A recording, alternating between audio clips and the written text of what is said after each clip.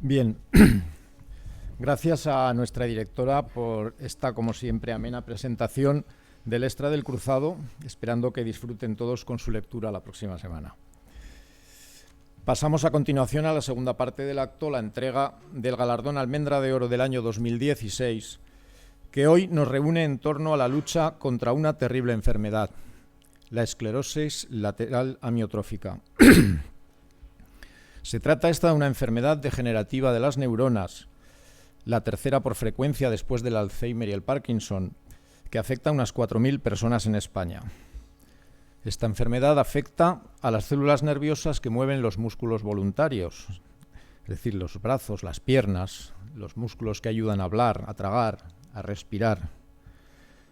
Produce una parálisis y una atrofia progresiva y rápida de todos los músculos que avanza hasta la parálisis total del enfermo, afectando también a la capacidad de hablar, masticar, tragar y respirar, sin que afecte a otras funciones como la inteligencia o la sensibilidad, resultando por ello la enfermedad más cruel del sistema nervioso, ya que el paciente experimenta un deterioro físico tan extenso y rápido que frecuentemente tiene dificultades emocionales para aceptarlo.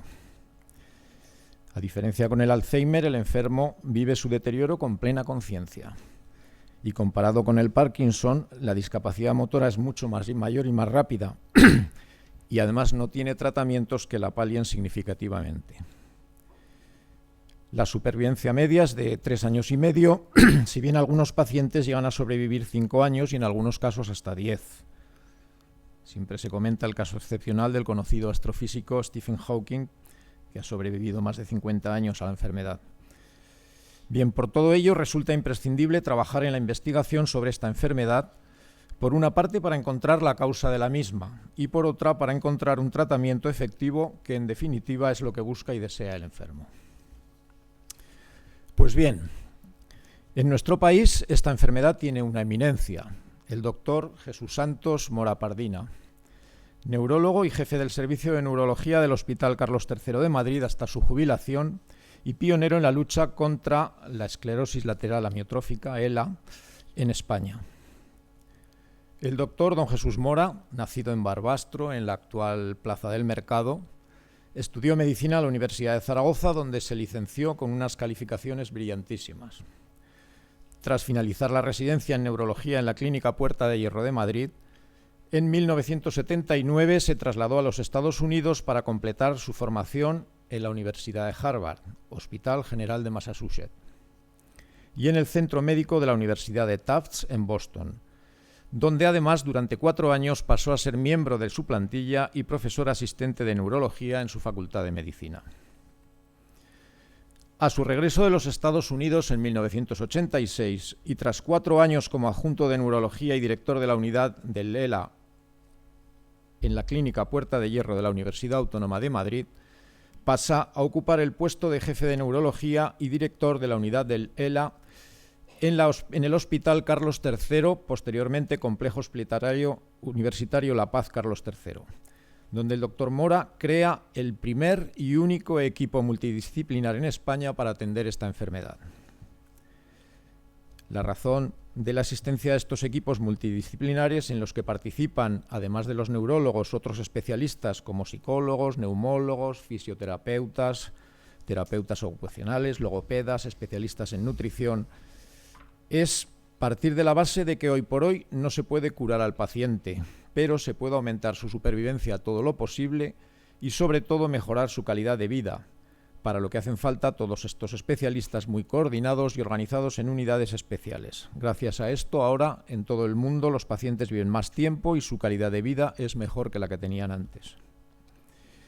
Actualmente, tras su jubilación de la sanidad pública en el año 2015, dirige la nueva unidad de ELA y otras enfermedades motoneuronas del Hospital San Rafael de Madrid, de la Orden Hospitalaria de San Juan de Dios, donde sigue compaginando la asistencia en atención integral multidisciplinar con sus trabajos de investigación.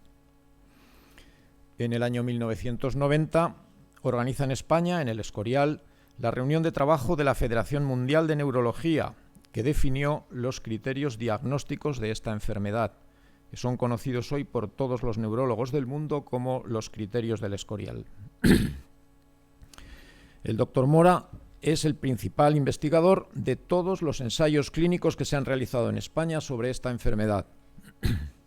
Ha publicado numerosos artículos, trabajos de investigación y libros sobre enfermedades neurológicas y está comprometido con la divulgación de un padecimiento que hasta hace 30 años era un completo desconocido. Actualmente es coordinador internacional del único ensayo que ha mostrado por primera vez en 20 años un efecto positivo contra la enfermedad del ELA y es coordinador nacional del proyecto internacional ELA-MINE, que analiza y compara los genomas de miles de pacientes sujetos y sanos y con el que se han descubierto recientemente nuevos genes que predisponen o causan el ELA. A lo largo de toda su carrera profesional, ha trabajado sin descanso para informar a la gente sobre la esclerosis lateral amiotrófica, tanto en España como en otros países, y para encontrar formas de mejorar la calidad de vida y la atención que se da a las personas con esta enfermedad, tanto a nivel nacional como internacional. Como miembro fundador de la Alianza Internacional de Asociaciones de ELA y promotor global de la misma, el doctor Mora ha luchado por los derechos y las vidas de los afectados por la ELA. Pese a que su trabajo es clínico y de investigación, su contribución va más allá del ámbito científico. Ha conseguido situar a España en la primera línea de la comunidad internacional de la ELA y ha promovido la colaboración entre las organizaciones para aquellas personas que viven con esta enfermedad en España, Europa y en todo el mundo. Dados los escasos recursos con los que se cuenta para investigación y tratamiento de esta enfermedad, el doctor Mora promovió la creación de la Fundación Española para el Fomento de la Investigación de la ELA, Fundela, de la que es presidente, y gracias a la cual se han podido promover trabajos de investigación a nivel europeo e internacional, en los que participa activamente el equipo del doctor Mora. Anteriormente fue también fundador y presidente de la asociación ADELA en defensa y atención de los pacientes de esta enfermedad. Es, pues, el neurólogo español de mayor referencia sobre la esclerosis lateral amiotrófica en el mundo. Y su trayectoria profesional y su labor en favor de los pacientes han sido reconocidos recientemente con el Premio Humanitario 2015 concedido por la Alianza Internacional de Asociaciones de ELA en el Simposio Internacional de ELA celebrado en Orlando, Florida, en diciembre de 2015, que reconoce y apoya a aquellas personas cuyo trabajo humanitario ha representado una contribución de importancia internacional para las personas afectadas por la ELA. Nuestro semanario ha venido recogiendo en los últimos años la labor desarrollada por el doctor Mora, al que nos sentimos unidos, no solo por su labor científica y humanitaria y por su condición de barbastrense, sino también por su cualidad de hijo de nuestro querido y recordado amigo don Alejandro Mora Sancho, que fue durante 40 años miembro y secretario del Patronato del Cruzado Aragonés. En mi reciente contacto con el doctor Mora en los últimos días, he podido observar y he admirado su trato sencillo y próximo, su calidez y calidad humana, que unido a su esfuerzo y constancia en el trabajo y en el servicio a los demás, le hacen ser un ejemplo a imitar por todos, especialmente por nuestros jóvenes.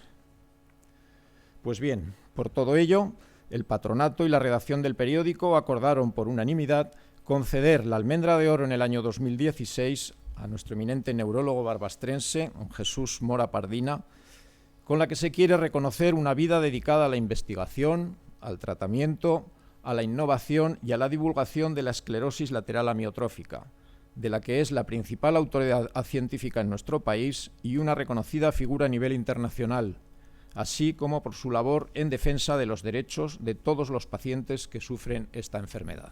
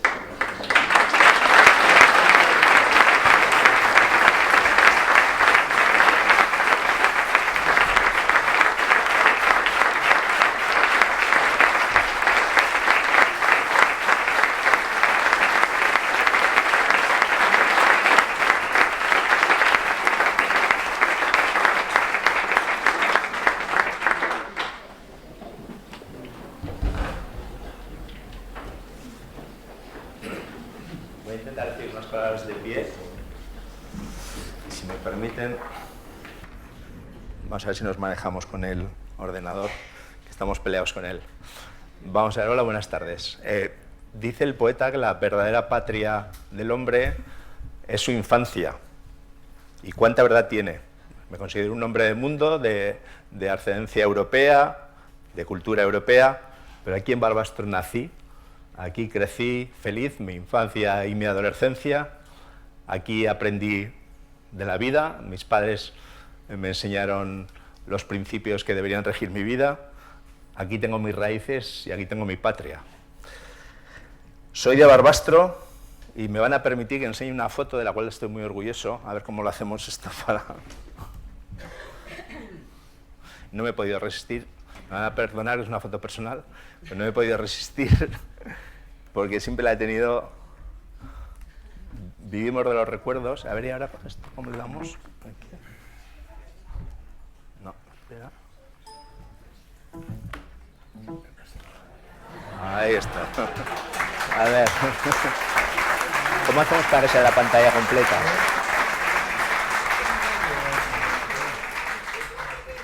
Vamos a ver si hacemos la pantalla completa. Ahí, vale, perfecto. Soy de Barbastro, lo tengo aquí apuntado, aquí en el otro extremo del mundo, y es por eso para mí un gran honor aceptar de mis conciudadanos una prueba tal de cariño como es la almendra de oro. Agradezco de todo corazón al Patronato del Cruzado Aragonés, aquí representado por su presidente, don Alberto Zelaya, que ha dedicado excesivas palabras sobre mí, la gentileza y generosidad que ha tenido conmigo al concederme este honor de gran valor sentimental para cualquier barbastrense. Crecí con el Cruzado, sabéis la gran devoción de mi padre hacia el periódico, que ha documentado el inmenso progreso que ha tenido Barbastro en los últimos 60 años. Desde los tiempos en que, en los años 50 y 60, que los niños de Barbastro, a falta de otros recursos, correteábamos felices por la plaza, jugando al escondite, jugando a la taba, nos íbamos a bañar a Punta Flecha y Milinguera, para escándalo de nuestras madres, que no querían, nos peleábamos a litonazos con los del Entremuro, veíamos El Fugitivo y el Doctor Cannon en la Matilde, no teníamos televisión, o volvíamos de San Godens maravillados de que allí sí que tenían piscina. ¿Qué tiempos aquellos? Aquellos sí que era austeridad.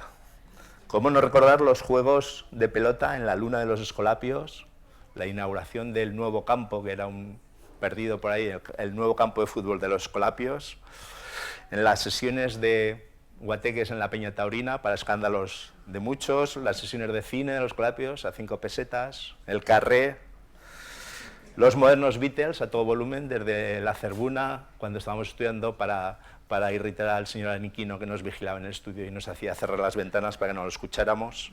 Qué tiempos aquellos. El ping-pong y el billar en Beltrán, las meriendas en la Pelela, en los Claveles. Qué tiempos grises y duros para muchos, pero felices para nosotros los niños. Qué de recuerdos felices tenemos todos de nuestra infancia y adolescencia.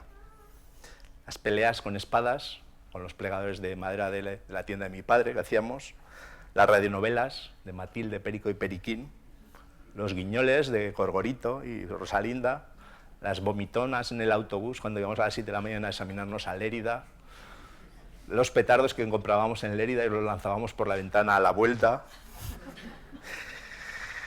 Qué tiempos. Nuestros padres vivieron una época muy dura, vivieron la guerra y vivieron la posguerra, sacrificaron todo por nosotros para que saliéramos adelante, pero básicamente el mundo que tenían ellos, el que encontraron, es el que nos dejaron, básicamente. En cambio, ahora, en estos últimos 60 años, Barbastro y toda España ha pegado un cambio social impresionante, y esto no siempre fue así, y esto es lo que tiene que saber la gente joven ahora, que esto se ha conseguido con muchos sacrificios de mucha gente. Ahora que las generaciones jóvenes tienen que volver a tomar decisiones difíciles sobre sus vidas, sobre qué hacer, querría aprovechar esta pequeña charla para aportarles humildemente algo de mi experiencia vital personal por si les pudiera servir de ayuda. Aprender a vivir, aprender a recorrer el camino, no nos enseñan mucho sobre ello, tenemos que aprenderlo andando y cayendo y siguiendo andando. Algo he aprendido sobre ello escuchando miles de historias de pacientes que se encuentran inesperadamente con el final del camino por una enfermedad. Esta enfermedad, lo ha dicho Alberto, es la ELA. Has explicado muy bien lo que es la ELA. Voy a recordar un poco, voy a ir rápido en estas cosas. Esta es una enfermedad desconocida para la mayoría de la sociedad hasta hace poco. Es la ELA, la esclerosis lateral amiotrófica, es la de la campaña del reto del cubo helado. La enfermedad del astrofísico británico Stephen Hawking, que si podemos pasar así, es esa, exacta, gracias. No quiero aburrirles con una charla médica, solo les explicaré sus datos más importantes para que entiendan a qué se enfrentan quienes la padecen y qué enseñanzas de vida nos pueden aportar. La enfermedad, lo repetimos, está causada por una degeneración del sistema motor, las neuronas que mueven todos los músculos voluntarios del cuerpo. Luego los pacientes van perdiendo muy rápidamente la fuerza y la forma muscular, se les atrofia los músculos de las extremidades, primero de un pie, de otro pie, de una mano, otra mano. Luego los músculos del habla, los que nos permiten hablar, permiten tragar, llega un momento que no pueden hacerlo. Y luego finalmente los de la respiración, que son los que nos marcan la vida.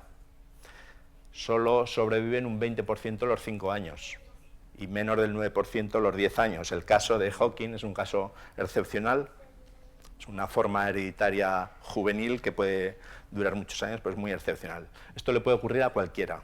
No se conocen las causas, no se conoce ninguna medida preventiva para evitarlo y no hay un tratamiento curativo. La única esperanza de un paciente son los tratamientos experimentales, científicos. Es la única esperanza que tienen de que su enfermedad se modifique. A pesar de ser la tercera enfermedad degenerativa, como ha dicho Alberto, más frecuente después del Alzheimer y el Parkinson, el número de pacientes vivos en cada momento en un país es bajo por la alta mortalidad que tienen. En España hay entre 3.500 a 4.000 pacientes, y eso que se diagnostican por lo menos unos 900 casos anuales. El impacto físico y emocional de este tipo de enfermedad, que el paciente vive y ve y experimenta el deterioro progresivo de su estado físico, es tremendo. El ejemplo del cubo helado es una cosa muy benigna, es como una sensación de cubo helado que te lo das y punto. Pero estos pacientes como si vivieran con el cubo helado permanente. Para no alargarme, quiero presentarles como imagen del impacto un corto vídeo de la Alianza Internacional de Asociaciones y de Fundela, la Fundación Española. Vamos a ver si... Aquí.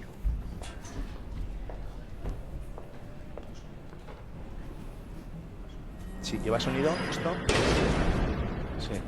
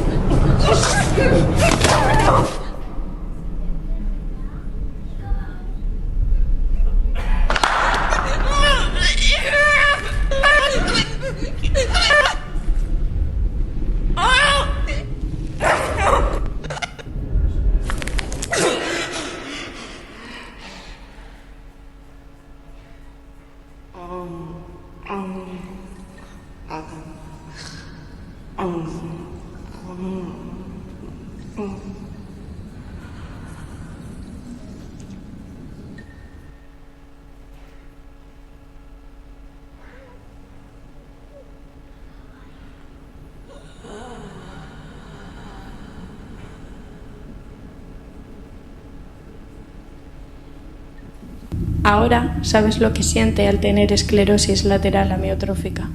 ELA. Ayúdanos a combatirla. La enfermedad fue descrita por primera vez a finales del siglo XIX por un neurólogo francés, se llama Charcot, y en Francia la conocen como la enfermedad de Charcot. Y desde entonces, durante más de 100 años, nada más se hizo por la enfermedad. Los médicos estaban absolutamente impotentes. Es una enfermedad que no se podía estudiar, no había técnica para estudiarla. No se puede hacer una biopsia de unas neuronas que si las coges el paciente se queda paralizado, no puedes sacar biopsias, ni tampoco había un animal modelo que reprodujera la enfermedad. Esta es una enfermedad puramente humana y pasó así durante más de 100 años. No había ni siquiera médicos que se dedicaran a estudiarla o intentaran tratarla, los pacientes estaban absolutamente abandonados. Pero los avances técnicos de los últimos 35 años están haciendo avanzar espectacularmente su conocimiento y su tratamiento. Conocemos ya las causas genéticas de la mayoría de los casos familiares, y hay modelos de animales que genéticamente se han modificado para reproducirlos, y se puede estudiar qué ocurre en sus neuronas antes de la enfermedad y durante la enfermedad. Un macroestudio internacional que lo ha comentado Alberto, en el que participan decenas de investigadores ahora. ¿Podemos pasar a la siguiente diapositiva?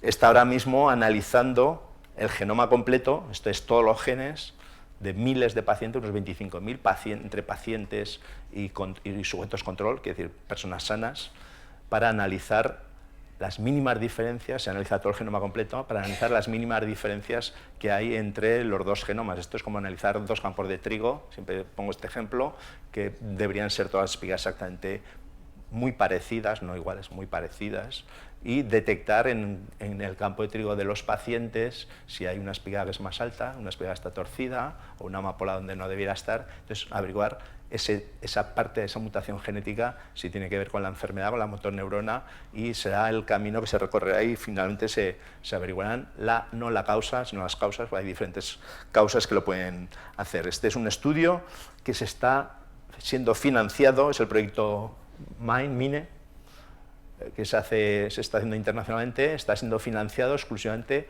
por donaciones de personas, de particulares. No hay ningún gobierno involucrado, los gobiernos no es una enfermedad prioritaria al ser minoritaria, entonces no pueden dedicar mucho a esa investigación. Son hechas por fundaciones, y en España es la Fundela la que recoge el dinero y va a pagar estos análisis genómicos.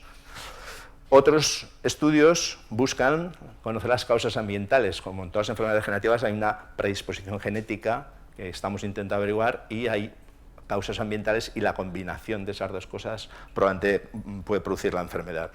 Hay una historia muy curiosa sobre la investigación de causas ambientales que ahora realmente no hay tiempo de contar, de cómo se encontró en la isla de Guam, en el Pacífico, una sustancia tóxica que puede producir la enfermedad. Pero a los pacientes y a los médicos que nos ocupamos de ellos, de estas cosas, lo que más nos interesa es su tratamiento. Y el tratamiento tiene dos aspectos: el específico de la enfermedad, en el que se ha hablado, no hay un tratamiento curativo, y para el cual estamos ensayando continuamente diversos fármacos, y el tratamiento de los síntomas y de sus consecuencias, cuyo propósito en los tratamientos es paliar esos síntomas, prevenir las complicaciones que agravan la enfermedad, y utilizar los medios técnicos que hay hoy día, intervenciones, para mejorar la calidad de vida. O sea, si el paciente no puede tragar, se le hace una gastrostomía, no puede respirar bien, se le utiliza un aparato de respiración, un BiPAP, y con eso se prolonga la vida y se mejora y además se mejora la calidad de sus vidas. Esto se consigue, como ha comentado Alberto, se está consiguiendo en unidades súper especializadas, integradas por especialistas en diversas disciplinas: el neurólogo, la enfermera, el neumólogo, el rehabilitador, el fisioterapeuta, el terapeuta ocupacional, el nutricionista, y cada uno actúa en su campo intensamente tratando de paliar la afección que en ese momento tiene el paciente, que son afecciones diversas y continuas, ¿no? Estas unidades empezaron a crearse en Estados Unidos en los años 80, en Europa en los años 90, y en España empezamos nosotros, como ha comentado Alberto, por nuestra cuenta, primero en Puerta de Hierro, luego en el Carlos III, pero no fue reconocida como oficial hasta mediados de la década pasada, el 2005 así, y gracias a la presión de los pacientes se crearon otras unidades en Madrid y Barcelona, y recientemente se han estado creando en diferentes comunidades, aunque algunas de ellas no se les ha dotado adecuadamente o no tienen la estructura adecuada, ¿no? Al igual que otras enfermedades neurodegenerativas, no tenemos un tratamiento que cure, solo hay un fármaco que lo ensayamos en los años 90, que es el Riluzol, y que moderadamente enlentece un poco la enfermedad, y es lo que se está utilizando en todo el mundo. Así que la esperanza de estos pacientes está en los tratamientos experimentales, lo que se llaman los ensayos clínicos. Los ensayos clínicos es un método científico que hay para demostrar la eficacia de un fármaco, si un fármaco funciona. Con ello, se tiene que preparar un protocolo muy claro, es un protocolo del estudio, cómo se va a hacer, hecho por expertos, tiene que ser aprobado por comités de investigación de cada centro, de cada sitio donde se haga, y está supervisado por comités de ética que velan por la seguridad del paciente también. Y eso a coste cero de los pacientes no deben pagar un duro porque es un ensayo clínico. Con esto lo que se pretende evitar, este tipo de investigación, que se hace así, con ensayos regulados, etcétera, etcétera, se evita, desde hace ya muchos años, no es de ahora, desde hace 40, 50 años, se evita lo que yo llamo, estando en Barbastro lo voy a decir, la historia del charlatán de Splús, que no sé si os acordaréis, que venía por la plaza y venía a vendernos un crecepelo. Y entonces él decía que era muy bueno, tenía mucha labia, y decía, él como prueba mostraba su cabellera hermosa, que le iba muy bien, y mostraba la de su cuñado ahí presente, o la de un señor que también lo había probado y nos decía que iba muy bien. Un tratamiento no es bueno porque alguien lo diga mucho, o porque se encuentre en internet con declaraciones de supuestos pacientes que dicen que han probado ese tratamiento y es bueno. Y mucho menos si además hay que pagar por él, por sus tratamientos. Y eso en las enfermedades graves en las que no hay tratamiento curativo, hay mucho estafa en internet, y lo que antes era en el charlatán de Splús, pues ahora es con internet y con clínicas incluso. Los ensayos exigen muchos años de trabajo. Primero hay que probar una molécula que se supone que pueda ser efectivo en una enfermedad, y esto se aplica a todas las enfermedades, que no solamente en la ELA. Se prueba primero en cultivos de tejidos con células que intentan reproducir la enfermedad, luego si va bien, si parece que esas células se mueren menos, se pasa a animales de experimentación, a lo que hemos llamado animales modelo, animales que desarrollen esa enfermedad. En el caso de la ELA hay algunos ya de causa genética.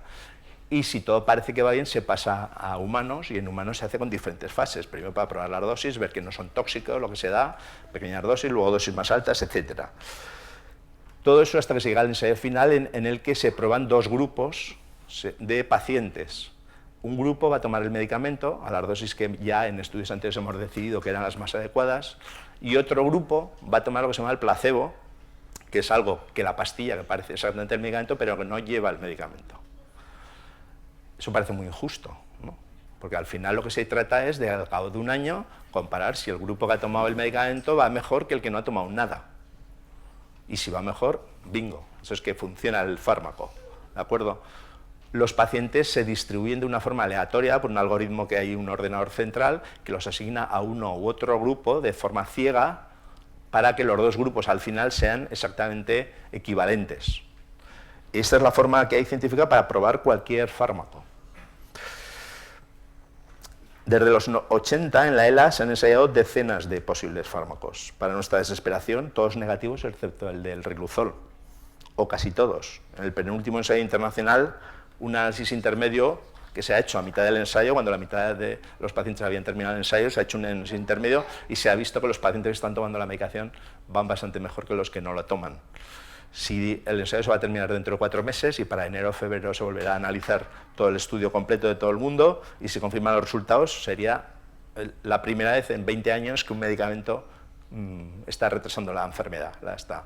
Y tengo la satisfacción de ser el coordinador de este ensayo internacional, en la que la unidad del Carlos III participa con más de 100 pacientes, que es el mayor número de pacientes incluidos en un ensayo en todo el mundo, en cualquier ensayo. Nunca un solo centro había incluido tantos pacientes, porque llevan muchísimo trabajo, tienes que tener una infraestructura y la gente muy involucrada para hacerlo bien. Después, muchas personas me han preguntado a lo largo de mi vida que cómo es que me he dedicado a esta enfermedad tan dura, ante la que muchos médicos se han sentido impotentes. Y siempre les digo, circunstancias y motivación personal. Antes que experto en ELA, soy médico y neurólogo. Elegí medicina para entender un poco cómo funcionábamos como seres humanos, ¿no? El cuerpo. Y luego elegí neurología para querer entender cómo somos lo que somos, nuestro cerebro, viendo al resto del cuerpo como una carcasa muy sofisticada a las órdenes del cerebro. Es muy fascinante, es muy curioso saber cómo y por qué los primeros seres vivos, las primeras células, desarrollaron unas células nerviosas, un mini sistema nervioso. Hay seres primitivos gusanos que tienen 4 neuronas, como se dice literalmente, y con esas 4 neuronas se manejan. Esa especialización, que es un rasgo evolutivo de los seres vivos lo desarrollaron para aumentar sus posibilidades de supervivencia. Si esto eran como seres vivos en un mismo ambiente y ese ambiente cambia de repente, se hace más caluroso o tiene menos sustancias nutritivas, si ese ser vivo no se puede desplazar, se muere. Los que con pequeñas mutaciones hubo células dentro de ese organismo que su capa, su membrana celular se transformó en una membrana bioeléctrica que podía conducir corriente, y empezaron a generar corriente y empezaron a dispararle a la célula de al lado, y al disparar a la célula del lado ¡pum, pum!, se empujó a la otra y se empezó a desplazar. Y es así como empezó los sistemas nerviosos, por razones del movimiento, para moverse, para aumentar las posibilidades de supervivencia. Eso, que empezó a exponerse a células, ha acabado desarrollando un cerebro humano que es capaz ya no de moverse, sino de, nada más hay que ver recientemente los Juegos Olímpicos a la Simone Biles, la atleta gimnasta americana, los saltos que da en el aire, cómo se contorsiona, cómo se mueve, cómo cae exactamente en su sitio.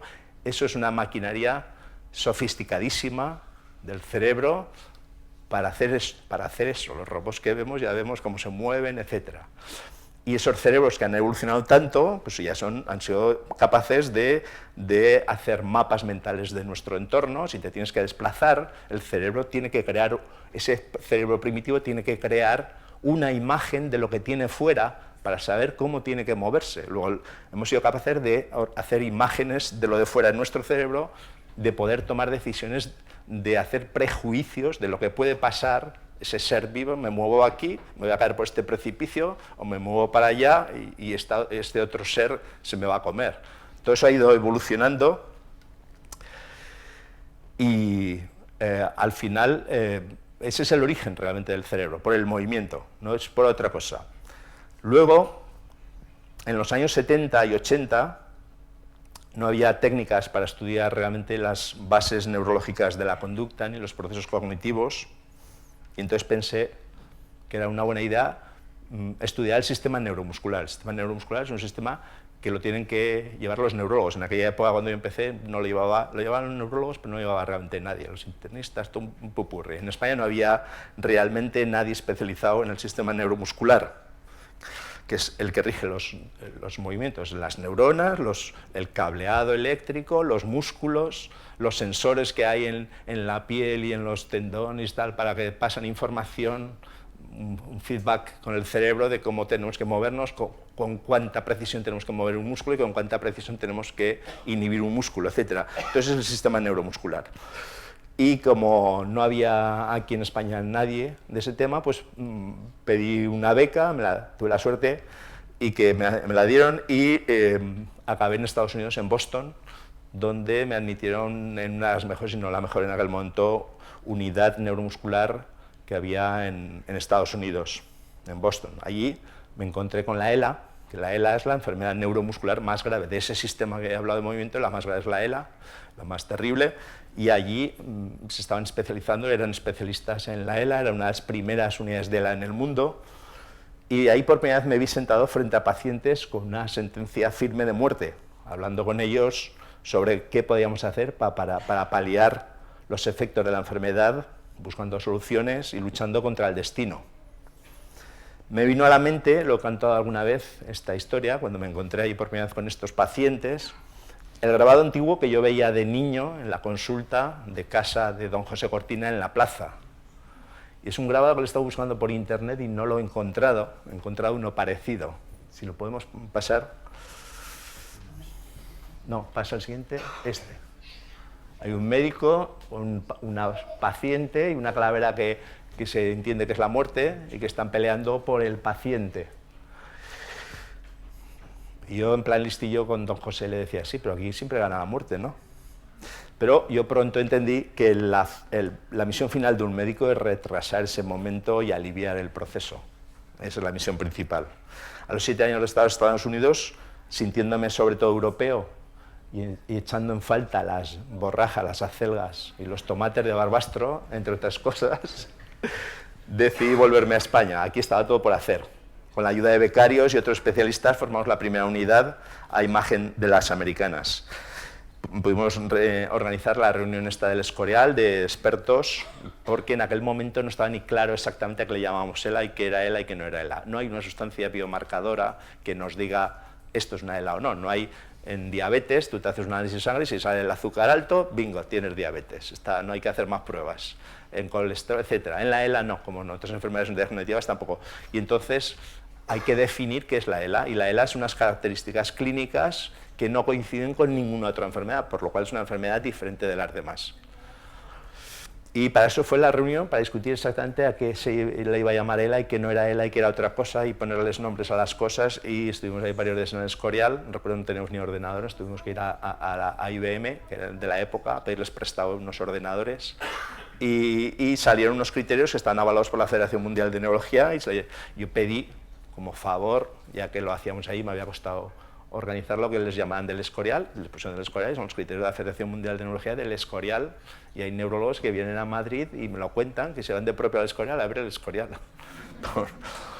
Pues eso y entre otras cosas, me imagino, ¿no? Pero bueno, en investigación, entonces, dado los limitados recursos que siempre hemos tenido, nos hemos concentrado en las terapias experimentales, siendo nuestra unidad durante más de 25 años la única en España que ha estado realizando ensayos clínicos.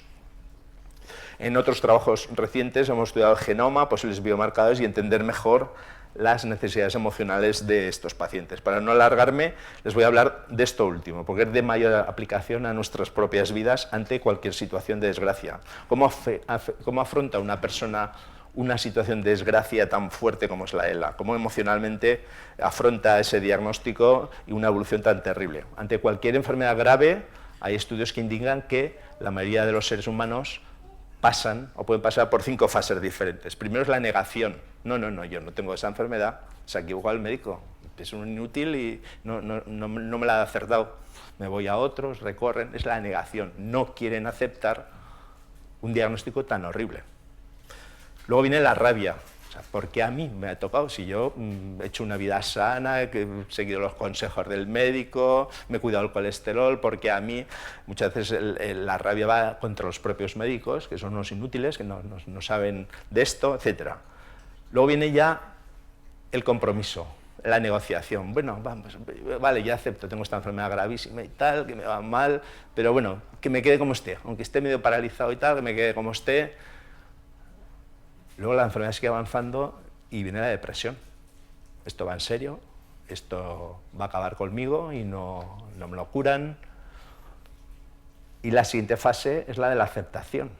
Es decir, vale, tengo esto, estoy vivo aún, vamos a pelear, vamos a hacer todo lo posible por pelear. Mientras hay vida de esperanza, puede salir el tratamiento mañana, las técnicas que hoy día de supervivencia, hay pacientes que hemos prolongado la supervivencia durante muchos años, y entonces viene la aceptación de la enfermedad. Nosotros, parte de nuestro trabajo es, no todos los pacientes pasan por las mismas fases, hay pacientes que se saltan alguna y otros pacientes que se quedan estancados en una de esas fases.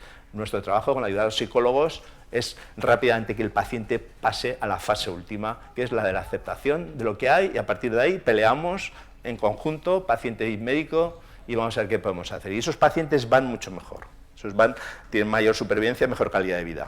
Hace unos pocos años hicimos un trabajo para ver un poco en los pacientes españoles qué pensaban de la propia enfermedad, cómo la llevaban en diferentes momentos de la enfermedad. ¿Podemos pasar una diapositiva?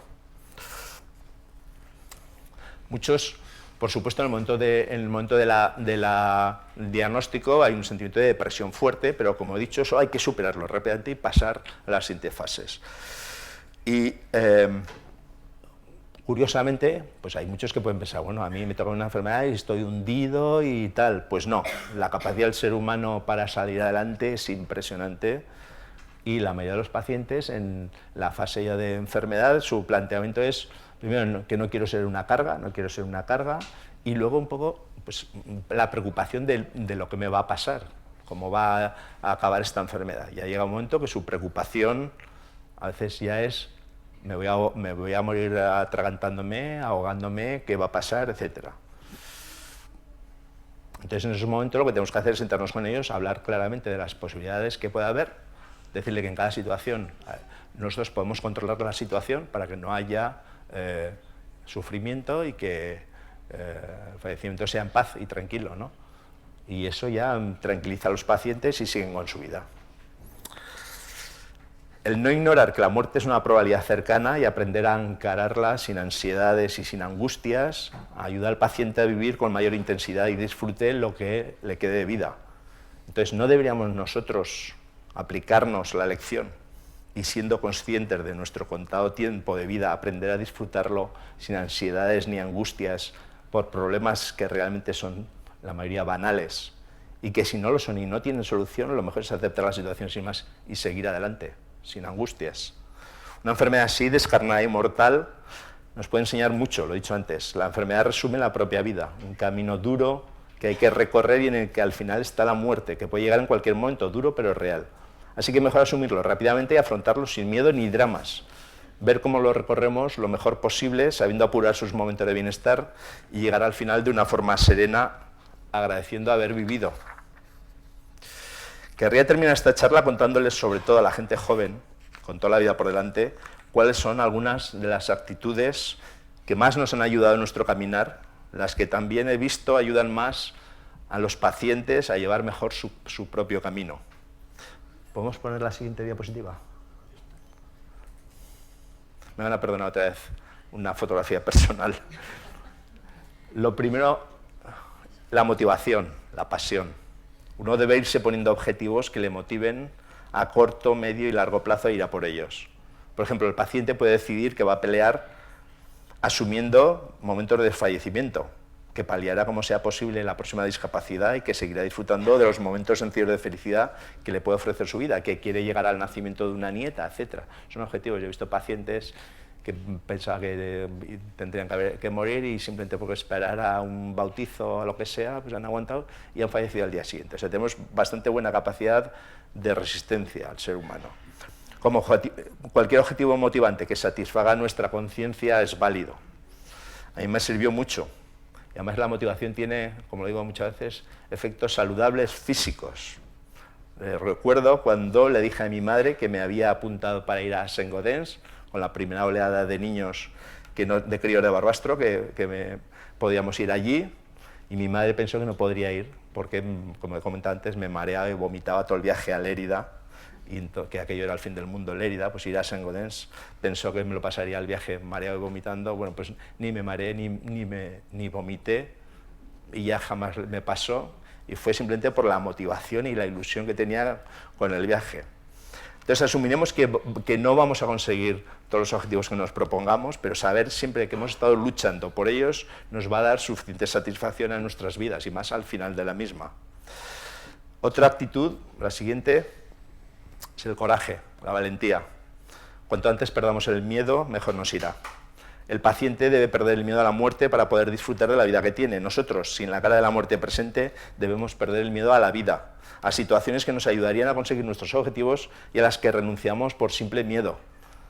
Los circuitos neurológicos del miedo, que son claves para la supervivencia animal, pueden frenar actualmente nuestra progresión en unas sociedades tranquilas. Miedos a lo que pueda pasar al futuro. La gente sufre innecesariamente por ello.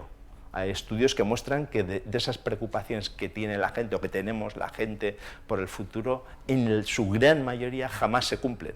Y en cambio hemos estado perdiendo el presente, sufriendo por ello. Y si ocurren, el cerebro tiene suficiente capacidad para seguir adelante. Es sorprendente. La mayor desgracia que nos presente un cerebro estable y sereno sabe seguir adelante en poco tiempo en su vida. Como ejemplo de valentía, pues he querido contar una historia personal, que es cuando me fui a Boston, como buen español que estudió francés en el bachiller, mi inglés era limitado, iba con miedo. Digo, a ver si estos cuando se den cuenta lo poco que sé inglés me echan. Y a los pocos días, a la semana así, me llamó mi madre a ver qué tal estaba y tal. Digo, fantástico. Digo, pues es que me están diciendo continuamente que soy bienvenido, que soy bienvenido. Llevo una semana y me siguen diciendo que soy bienvenido. You are welcome, en inglés, you are welcome. Hasta que a los pocos días ya me di cuenta que ya era demasiado que me dijeran eres bienvenido todos los días, y fui consciente que you are welcome es la forma que dicen los americanos de cuando tú les dices gracias, ellos te dicen you are welcome. Claro, yo todo lo que me daban me presentaba yo thank you very much, y ellos you are welcome, you are welcome. Claro, ese era mi nivel de inglés. Pero yo había estudiado un poco con unos profesores británicos que ellos no usan esa expresión, y yo la primera vez que la descubrí fue allí. Bueno, pues a pesar de eso salí adelante, o sea que se puede salir adelante. No os dejéis dominar por el miedo, lo digo a la gente joven, aunque lo parezca, esto ya no es la selva. Confiad en vosotros mismos, en vuestra capacidad, que al final sabemos salir adelante de cualquier situación. Otra actitud que he visto en los pacientes les ayuda mucho y a mí también me ha ayudado mucho, es la resiliencia. Esta es una palabra muy de moda, la habrán escuchado. Es un término que sale de la física y quiere decir, es la capacidad de un material para, siendo deformado, machacado, etcétera, volver a su forma original, como si fuera una goma. Eso es resiliencia del material. En psicología se aplica a la capacidad del ser humano a salir adelante de situaciones duras, volver a la normalidad, pero no solamente eso, sino incluso aprendiendo de ese fracaso o de ese problema, mejorar incluso en el siguiente futuro. Entonces vemos con una imagen que lo representa. No es la imagen del pájaro que está aguantando ahí la lluvia, cae el chaparrón y lo aguanta. Estaría bien, la desgracia, y lo aguanta perfectamente, no hace ningún drama. La cosa es que después él aprende de eso y sale mejor. Y el ejemplo es del niño que tropieza, se cae, se da un culazo ahí, pero de repente dice, tachan, como no ha pasado esto y estoy mejor que antes. Fíjate qué he hecho, lo presenta como un ejercicio. En el paciente con ELA, esto es fundamental. La enfermedad les da un golpe tras otro. Cuando están intentando hacerse la idea de que están perdiendo la fuerza, que han perdido la fuerza de la mano derecha y que no pueden escribir con la derecha, empiezan a aprender con la izquierda, se dan cuenta que la izquierda se empieza a afectar, y así progresivamente. Y hay que salir de esa situación, dejar atrás el impacto emocional negativo y simplemente buscar una solución al problema según viene, y estos pacientes van mucho mejor.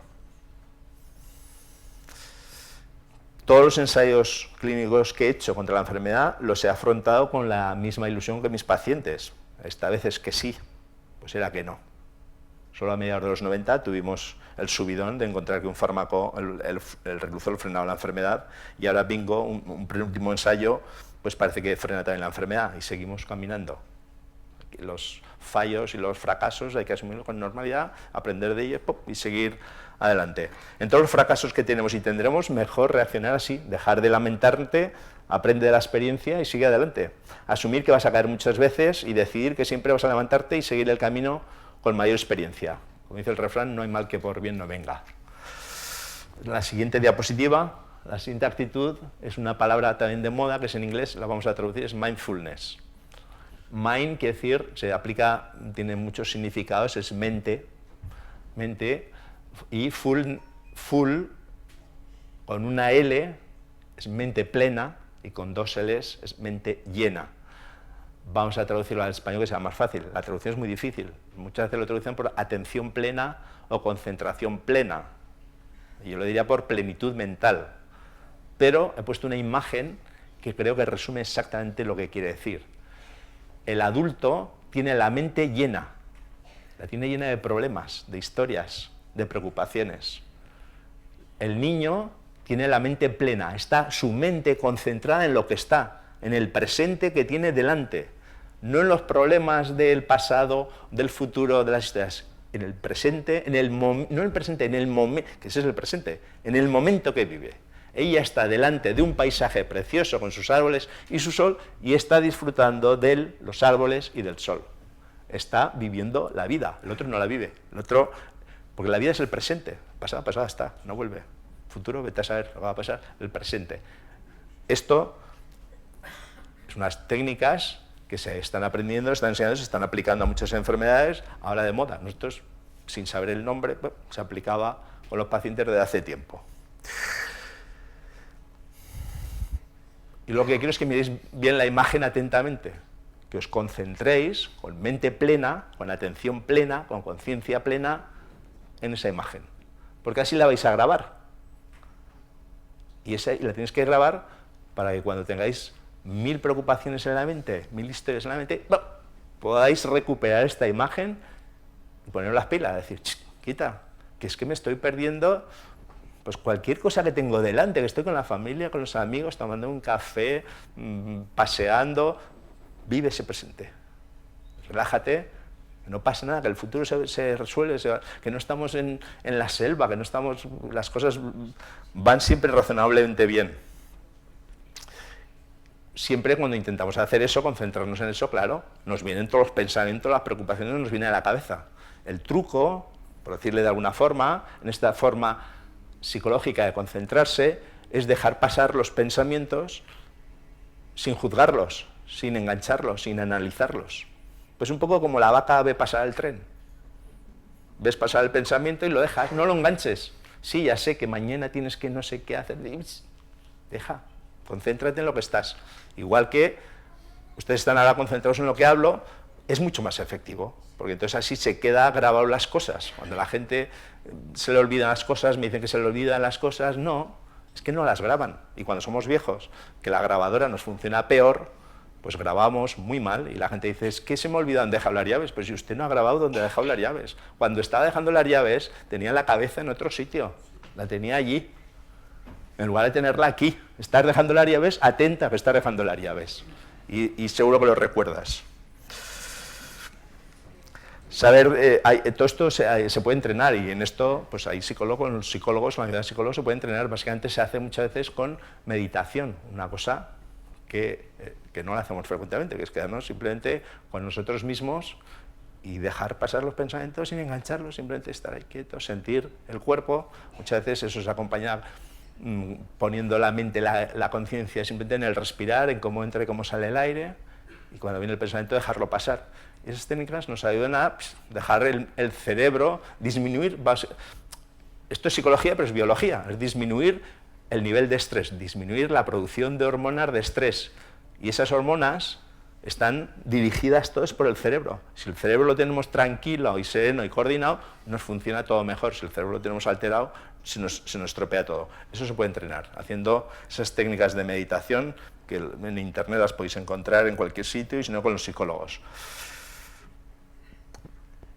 Los pensamientos, vuelvo a decir, los pensamientos estresantes que nos impiden ver el presente con plenitud mental tienen dos causas básicas: las añoranzas del pasado y los miedos al futuro. Y eso nos impide disfrutar el presente. Los pacientes que van mejor no le dan constantemente vueltas a lo que tenían. Es que antes yo podía, no sé qué, corría y tal. O darle muchas vueltas a su futuro. Que muchas veces le dices, es que no lo conocemos, y es que mañana me puede a mí dar el infarto y quedarme tieso. Vamos a ver, hay que vivir este momento presente. Usted puede hacer esto, hágalo. Punto. Y no simplemente las cosas que usted piensa dejar, hágalas. Absorber con fruición la vida los días que sean que les queden disfrutando el tenerla. Mientras muchas personas pasan sus días sufriendo por idioteces, sin querer entender que la vida es finita. Los que viven una guerra, los refugiados de ella o del hambre, un paciente con ELA, esos aún tendrían razones para quejarse, pero no nosotros. El pasado está y no volverá, como he dicho. Doctor, es que yo antes tenía una memoria muy buena. Se quejan pacientes, digo, sí, yo también tenía una buena mata de pelo, y esto es la vida. Pues vamos a asumirlo cuanto antes y vamos a buscar soluciones. ¿Sabes cómo nos podemos apañar? Pues empieza a apuntar en los post-its esos, apunta ahí en el frigorífico, tiene que comprar las patatas, ¿no? Los miedos al futuro son la causa principal del sufrimiento innecesario de muchas personas. Miedos que en su gran mayoría, vuelvo a insistir, en su gran mayoría nunca se materializan. Les cuento muchas veces, mi madre me estuvo dando la tabarra los últimos años, que tenía un Alzheimer, porque su madre había tenido un Alzheimer y que ella se le olvidaban las cosas, que ella tenía un Alzheimer y me estuvo dando la tabarra. Bueno, se murió de un cáncer. Como les digo, si es que nos vamos a morir de cualquier cosa, pues preocúpate cuando te venga, no estés preocupada que si el Alzheimer de tu madre, que ahora no lo tienes. Mañana vete a saber lo que pasará, disfruta el presente. Y ponemos a la última,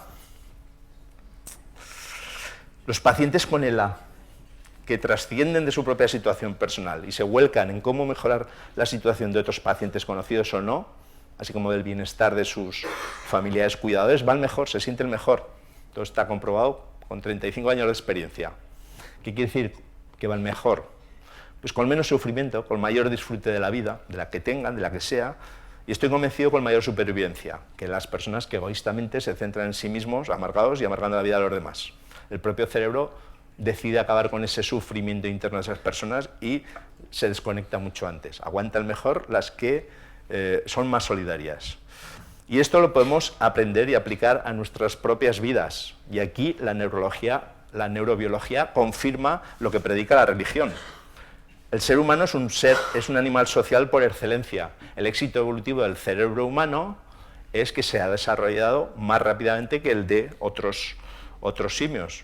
Pues estudios recientes relacionan el extraordinario aumento del tamaño cerebral con una mayor interacción social. Es decir, que estos humanoides, por mayor interacción social y mejores relaciones, se mataban como otros, como el chimpancé, como el gorila, pero un poco menos, pues estaban un poco más evolucionados, y cuanto más interacción social tenían, el cerebro más se desarrollaba.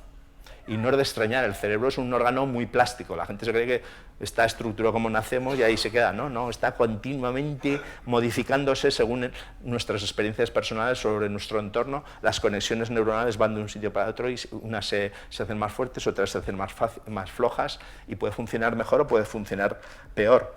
Con mayor interacción social, con mayor comunicación social, mejor funciona el cerebro, se ha visto. Y al funcionar mejor el cerebro tienes mejor interacción social, o sea, por eso se va multiplicando. Y la interacción social, la mejora de la interacción social viene marcada por la solidaridad, por la generosidad. Las sociedades más avanzadas en calidad de vida, actualmente las nórdicas, tienen normas sociales basadas en la solidaridad de su población, de su grupo humano. Entre ellos, las sociedades más egoístas, las que son más cercanas a la ley de la selva, de la ley del más fuerte, por una insuficiente cultura cívica o por corrupción de arriba abajo, son menos desarrolladas, con vidas más duras. Y comprobado esto en pacientes y en personas sanas, que la solidaridad y generosidad nos ayudan a sentirnos mejor en este difícil y a veces duro camino de la vida, ¿no es lo más inteligente y recomendable aplicarlo a nuestras vidas? Más aún con certeza, esto da sentido a nuestras vidas. Darle sentido a la vida. Qué cosa, ¿eh? Esto nos lo hemos planteado muchas veces. ¿Qué hacemos aquí? ¿Para qué? ¿Qué sentido tiene mi vida? Esto le he hablado 1000 veces con los pacientes. Cuando te enfrentas a la muerte lo hablas. ¿Qué sentido tiene tu vida? ¿Qué has hecho? ¿Qué has dejado de hacer? Etcétera. Darle un sentido a la vida nos ayuda a vivir con más emoción, con más intensidad, con mayor gratitud y con felicidad de tenerla. Me gustaría para terminar transmitiros a qué conclusiones llegamos, hablando de estas cosas. Independientemente de lo que creamos allá después, hoy lo que tenemos claramente delante es un camino que tenemos que recorrer. Y querríamos hacerlo de la forma más satisfactoria posible, lo que llamamos vivir esta vida, la que tenemos segura ahora mismo. Vivirla con disfrute, con la menor amargura y angustia posibles. Lo contrario es no vivir. Para ello, primero pensemos en la suerte que hemos tenido en tener vida, y además racional. Esta conjunción de átomos que tenemos, que estaban flotando por ahí y que han pertenecido a otros seres vivos o no vivos, a materias, etcétera, se han juntado y ha salido un ser humano. No hemos salido una lechuga, no hemos salido una piedra, no hemos salido un caracol. O sea, hemos salido seres humanos. Y qué suerte, pues disfrutemos de esa suerte que hemos tenido.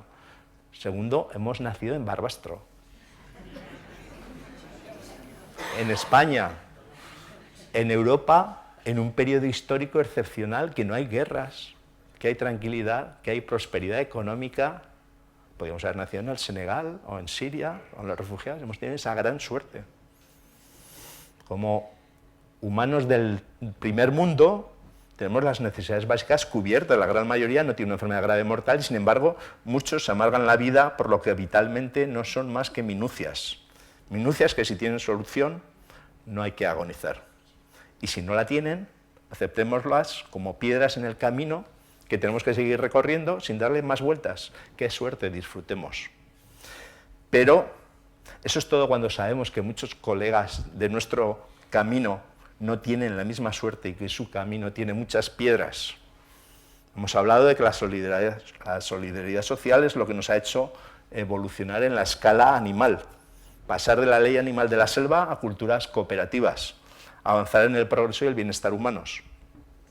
En nuestras vidas personales tenemos la opción de comportarnos como el simio más grande y más fuerte, o como el gorrino más gordo, que come el quemar de todos, que tiene el sitio más grande para dormir y que es el que tiene más sexo. Satisfacer el ego primitivo. Como humanos evolucionados sabemos que eso no es todo, que realmente nos falta algo para sentirnos bien. Todos hemos experimentado que nos sentimos bien cuando nos solidarizamos con la desgracia ajena y ayudamos a superarla, ayudando a los colegas de nuestro camino a sortear las piedras y a superarlas, las que tienen. ¿No es eso además darle un sentido a nuestra vida? ¿Qué hacemos aquí? Pues ayudar al resto que sigue al camino y vivir todos ese camino. Por eso ha dado sentido a mi vida y a mucha gente, a diferencia pues, del simio más gordo y fuerte o de un narcisista sociópata, que ahora tenemos en Estados Unidos por ahí, sin capacidad de enfatizar con la desgracia ajena y que parece que tiene todo menos lo más importante en esta vida, lo que nos hace más felices a los humanos, que es el cariño y el afecto de nuestros compañeros de camino. Esto lo he comprobado en mis pacientes, pero yo tuve la gran suerte de haberlo aprendido desde mi niñez en Barbastro, con el ejemplo permanente de mis padres. Con su recuerdo, quiero terminar dándoos de nuevo las gracias de todo corazón por esta muestra de cariño que este premio significa para mí. Muchas gracias a todos.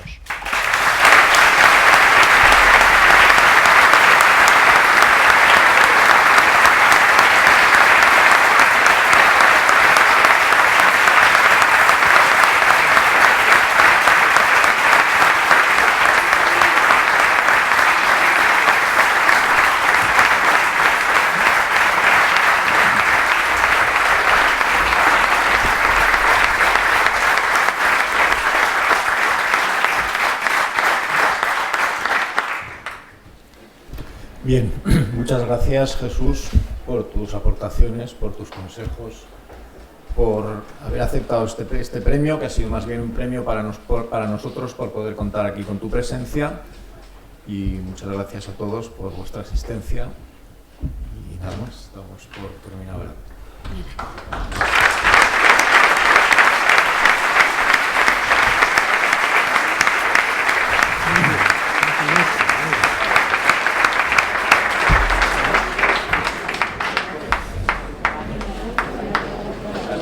Nuestra casa.